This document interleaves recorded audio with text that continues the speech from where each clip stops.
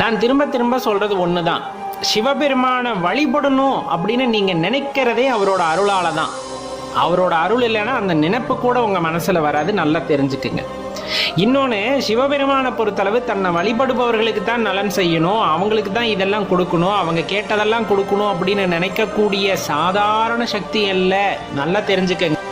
நீங்க சாதாரணமா அந்த சக்தியை எடை போட்டு விட முடியாது, நல்லா தெரிஞ்சுக்கங்க. தன்னை வழிபட்டாலும் சரி, தன்னை வழிபடாவிட்டாலும் சரி, தன்னை நிந்தித்தாலும் சரி, தன்னை நினையாதவர்களுக்கும் சரி, எது அவர்களின் வாழ்க்கைக்கு தேவையோ, அடுத்த கட்ட முன்னேற்றத்திற்கு செல்வதற்கு அவர்களுக்கு எது தேவையோ அதை பார்த்து பார்த்து கொடுப்பவர் எம்பெருமான் ஈசன்.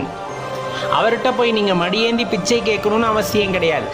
அவர்கிட்ட போய் எனக்கு அதைத்தான்னு கேட்டு அவர் கொடுக்கணுங்கிற அவசியம் கிடையாது. உங்களுக்கு என்ன தரணும் அப்படிங்கறது அவருக்கு நல்லா தெரியும். தர வேண்டிய நேரத்தில் அது யாராக இருந்தாலும் கொடுப்பார்.